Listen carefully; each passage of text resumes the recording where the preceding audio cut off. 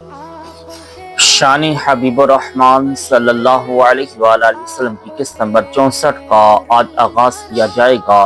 اللہ تعالیٰ کا فرمان عالی شان ہے، یا ایہا الذین آمنوا لا تدخلوا بیوت النبی الا ان یؤذن لکم الی طعام غیر ناظرین اناہ۔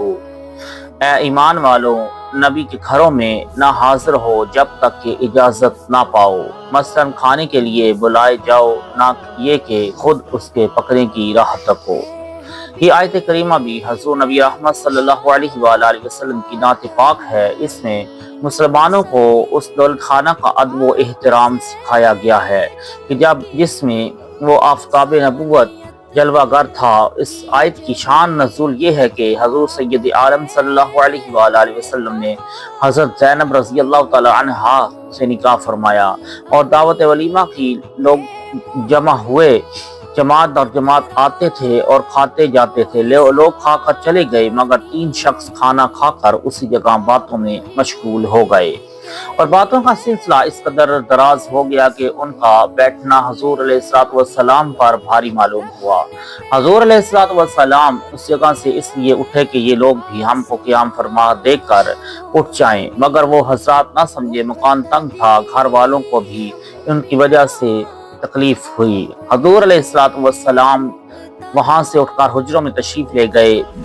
دورہ فرما کر جو تشریف لائے تو ملاحظہ فرمایا کہ وہ لوگ بیٹھے ہوئے ہیں۔ حضور علیہ الصلوۃ والسلام یہ دیکھ کر پھر واپس گئے، تب ان لوگوں کو خیال ہوا اور اٹھ گئے۔ اس پر یہ آیت کریمہ میں چند باتوں کی مسلمانوں کو ہدایت کی گئی ہے۔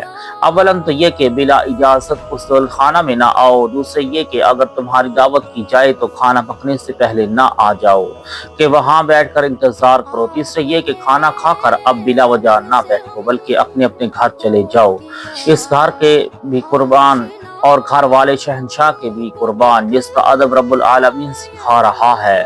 الذین آمنوا میں اگر ملائکہ بھی داخل ہوں تو کیا تعجب ہے، ملائکہ بھی یہی ادب کرتے ہیں کہ بغیر اجازت اس گھر میں نہیں جاتے۔ وفات کے وقت ملک الموت نے اہل بیت سے داخلہ کے لیے اذن طلب کیا۔ فاطمہ زہرا کے منع کرنے پر واپس نہ ہوئے کہ وہ رب کے بھیجے ہوئے تھے، مگر اجازت سے گھر میں آئے۔ بے اجازت ان کے گھر میں جبرائیل آتے نہیں۔ آنکھ والے جانتے ہیں قدر و شان اہل بیت۔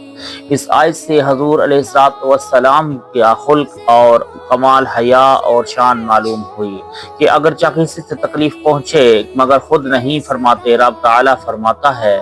اس سے یہ مسئلہ بھی معلوم ہوا کہ بغیر دعوت کسی جگہ نہ جاؤ اور بلا ضرورت کسی کے مہمان نہ بنو کہ اس پر بوجھ پڑ جائے۔ اللہ تعالیٰ ہم سب کو عمل کرنے کی توفیق عطا فرمائے اور نبی کریم صلی اللہ علیہ وآلہ وسلم کے بتائے ہوئے راستوں پر چلنے کی توفیق عطا فرمائے، آمین یا رب العالمین۔